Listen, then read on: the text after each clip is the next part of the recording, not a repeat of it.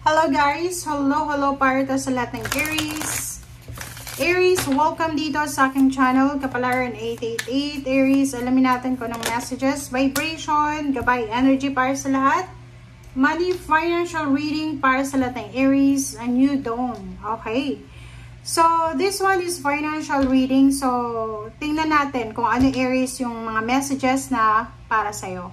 Yung first card mo dito, sinasabi na the worst is now behind you and positive new experiences are on the horizon. So, money siya, pera, pagkapirahan, yung worst na scenario, worst na pangyayari ay nandun na sa past mo. Okay? And, yung paparating sa'yo ay lahat na lang positive. Positive na bagong experiences ang posibleng dumating sa'yo. Okay. Tingnan natin. Aries.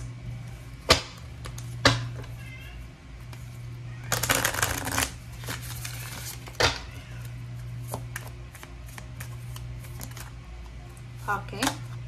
Prosperity. Wow. So, yun. So, sinasabi sa'yo dito, Aries, congratulations sa'yo. Kasi may magbubukas na pagkakataon, pag-asa para sa'yo. Saluhin mo na tong prosperity na to. Kasi yung prosperity na yan, financial prosperity talaga. So, pwedeng manalo ka sa loto, pwedeng ma-promote ka, tumas yung position mo sa trabaho, pwedeng malipat ka ng branch or branches. Pwedeng mabigyan ka ng maraming benefits or kung ano pa man to, or pwedeng new job, new hope, new life to sa usaping pera. Okay. Thank you.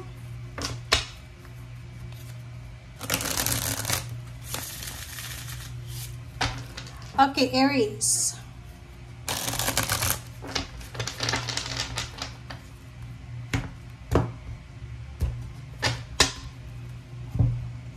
First, two cards tayo. 0 the Fool and 3 of Wheels. Wow. Kung ikaw ay business person na Aries, masyado kang business-minded, dito sa 0 the Fool, para siya, ang 0 the Fool is new dawn. Diba? So, sinasabi dyan na, welcome the positive new experiences na posibleng parating sa'yo. So, pwedeng medyo risky siya, first time mo, diba? Parang ganon. So, pwedeng first time mo dito or new ka sa lugar na yan, new ka sa business na yan, sa trabahong yan.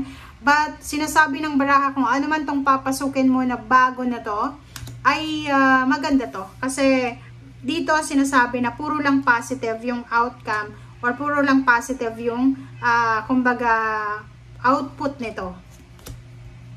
Okay. Wow. So, nakikita ko sa'yo dito na isang kapamilya, isang kadugo, relatives, ang posibleng mag-o-offer sa'yo ng financial peace and harmony. So, nakikita ko sa'yo dito na hindi ka dapat nag-aalala kasi you are surrounded by individuals na like-minded mo, or pwedeng you are surrounded ng mga taong tutulungan ka talaga para makarecover, ma-reclaim yung mga nawala sa'yo, or makuha mo kung ano talagang deserve mo na blessings. Okay, so the World Card.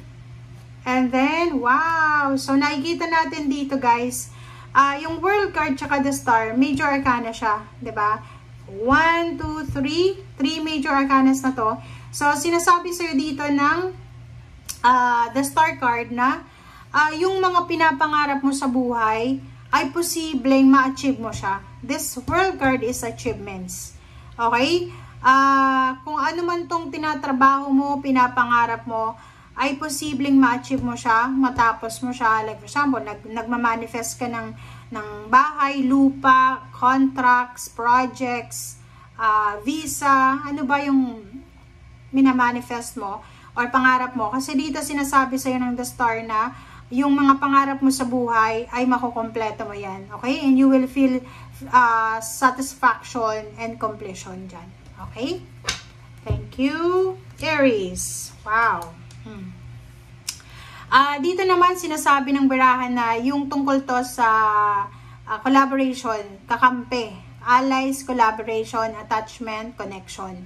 Sinasabi ng barahan na you are super lucky kasi yun na nga, yung mga wishes mo ay posibleng mag-grant yan kasi you are surrounded ng talagang mga tao na positive na tao na pwedeng i-boost ka, 'di ba? Yung itaas ka talaga nila. So, parang sinasabi ng baraha dito na siguro last year or few years ago, yung mga taong nakapaligid sa'yo ay masyadong bad influence, parang ganun, bad influence, or pwedeng yung mga taong to ay miserable, kaya, di ba, parang miserable likes, misery likes a company, loves company, parang ganun. So, ikaw, sa ngayon, kaya sinasabi dito na, paalis ka na, the worst is now behind you, yung worst past is nasa likod mo na yan, kasi puro na lang positive experiences, puro na lang positive na tao, yung makakaharap mo dito. So, yung Nine of Wheels is all about your dreams, satisfaction, wish granted,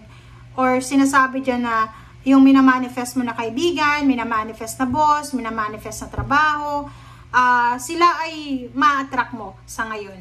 Okay? Sila yung papasok sa buhay mo. Okay, so dito sinasabi ng baraha na no more Nine of Swords, diba? Pwedeng yung Nine of Swords na ito, ito yung pinagdaanan mo maybe 9 months ago, 9 years ago, sobra-sobrang sleepless nights, sobra-sobrang problema, parang gano'n, sobra-sobrang stress, sleepless night siya, hindi siya makatulog dahil sa sobrang problema, financial problems. But nandito yung Six of Wheels, sinasabi ng baraha na ngayon, hindi ka na dapat nag-aalala or hindi ka na mag-aalala kasi yung, like for example, before, feeling mo hopeless and helpless ka, parang feeling mo mag-isa ka lang na lumalaban sa buhay. Ngayon, sinasabi ng baraha na you are surrounded, you are guided ng mga taong pwede ka nilang i-boost, pwede ka nilang i-uplift, pwede ka nilang alisin sa kung ano man na problema pinansyal. Okay, thank you. Seven of Wheels and Two of Wheels. So, yun. Kung naghihintay ka ng pera, naghihintay ka ng promotion, salary increase, harvest season, naghihintay ka ng yung baga completion, dito sinasabi, huwag kang mag-alala kasi parating yan sa'yo. Okay? Like, naghihintay ka na mabalanse yung pera mo, pwedeng marami kang utang, marami kang kailangan na isettle na mga bills, expenses, o pwedeng mga kompromiso. Dito sinasabi, huwag kang mag-alala kasi kusang papasok yung, yun nga, positive experiences, new experiences, and prosperity na bundan sa buhay mo. So, huwag tayong masyadong mainip. Okay? 10 of Wands. So, nakikita ko sa'yo dito na in the coming months, sobra-sobra kang magiging busy. Wala kang oras para sa ibang bagay kasi nakafocus ka lang sa trabaho, negosyo, or sa project. Okay? 7 of Wands, sinasabi ng baraha na simula siguro last week of March or simula December of 2024, nakita ko sa'yo dito na sobra-sobra kang motivated, dedicated sa kung ano yung pagbabago na gusto mong mangyari. Chariot card, pwedeng may travel plans, pwedeng may movement. Nakikita natin dito maraming offers, financial job offers. Pero, pwedeng yung iba, long distance, pwedeng sa ibang bansa, or pwedeng sa ibang lugar.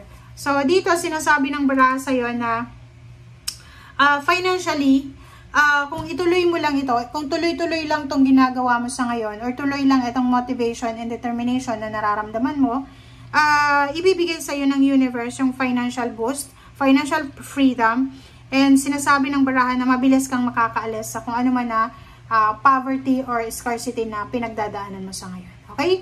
Thank you guys for watching and see you again. Bye!